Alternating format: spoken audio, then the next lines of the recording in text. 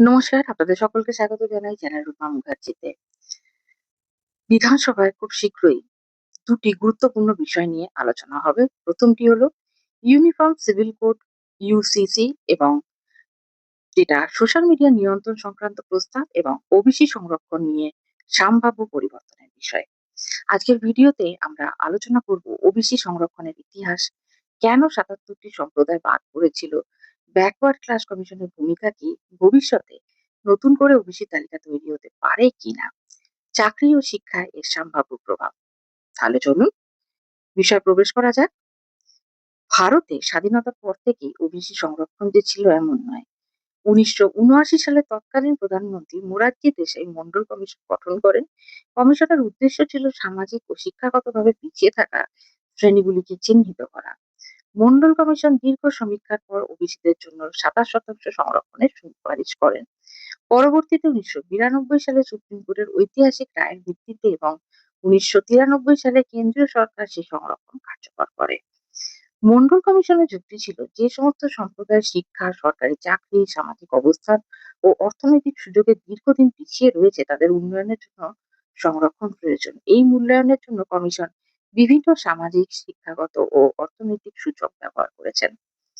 পরবর্তীতে national commission of backward class গঠিত হয়। এই কমিশনের প্রধান কাজ ছিল কোন সম্প্রদায় ওবিসি তালিকায় থাকবে, কারা নতুন করে অন্তর্ভুক্ত হবে, কারা বাদ যাবে, এসব বিষয়ে সরকারকে সুপারিশ করা। এইবার আমাদের বর্তমান দিনে যে সমস্যা সেটা হলো ৭৭টি সম্প্রদায় কেন বাদ পড়েছে। সাম্প্রতিক সময়ে পশ্চিমবঙ্গের ৭৭টি সম্প্রদায়কে ওবিসি তালিকা থেকে বাদ দেওয়া হয়। এর মূল কারণ ছিল আদালতের মতে ওবিসি ঘোষণা করার ক্ষেত্রে যথাযথ সমীক্ষা ও কমিশনের সুপারিশের প্রক্রিয়া অনুসরণ করা হয়নি। অর্থাৎ সমস্যা ছিল প্রক্রিয়াগত, কোনো নির্দিষ্ট সম্প্রদায়ের বিরুদ্ধে নয়। তাহলে প্রশ্ন হচ্ছে এবার কি হতে পারে।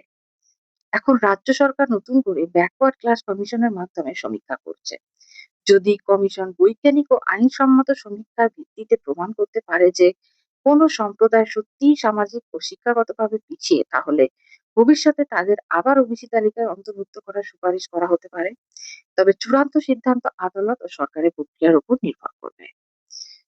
তাহলে কি ওবিসি সংরক্ষণের শতাংশ বাড়বে? দেখুন, এই প্রশ্নের উত্তর নিশ্চিত করে এখনই বলা সম্ভব নয়। সংরক্ষণের শতাংশ বাড়ানো বা নতুন সম্প্রদায় অন্তর্ভুক্ত করার বিষয়ে এখনো কোনো চূড়ান্ত আইন বা সরকারি ঘোষণা হয়নি। তাই সোশ্যাল মিডিয়া ছড়ানো সব খবর বিশ্বাস না করে সরকারি বিজ্ঞপ্তি ও আদালতের নির্দেশের দিকে নজর রাখুন। এমত অবস্থায় আপনি যদি WBSSC, BSC, group C, group D, railway, SSC, TET, WBCSC বা অন্য কোনো সরকারি চাকরির পরীক্ষার প্রস্তুতি নিয়ে থাকেন, তাহলে এখনই আপনাকে আতঙ্কিত হওয়ার দরকার নেই। সরকারি বিজ্ঞপ্তি প্রকাশের পরই বাস্তব পরিবর্তন কার্যকর হবে। ততদিন পর্যন্ত আপনি আপনার প্রস্তুতি চালিয়ে যান। সংক্ষেপে এটাই বলবো যে ওবিসি সংরক্ষণের ইতিহাস মন্ডল কমিশনের সঙ্গে যুক্ত। ২৭% সংরক্ষণ সুপ্রিম কোর্টের রায়ের পর কার্যকর হয়। পশ্চিমবঙ্গে ৭৭টি সম্প্রদায় বাদ যাওয়ার কারণটাই ছিল আইন প্রক্রিয়া। নতুন সমীক্ষার ভিত্তিতে ভবিষ্যতে নতুন সম্প্রদায় পুনরায় অন্তর্ভুক্ত হতে পারে। তবে এখনো কোনো চূড়ান্ত আইন বা সরকারি সিদ্ধান্ত প্রকাশিত হয়নি। এই ধরনের নির্ভুল চাকরি ও শিক্ষা সংক্রান্ত আপডেট পেতে চ্যানেলটি সাবস্ক্রাইব করবেন। দেখা হচ্ছে পরের ভিডিওতে। ভালো থাকবেন। ধন্যবাদ। নমস্কার।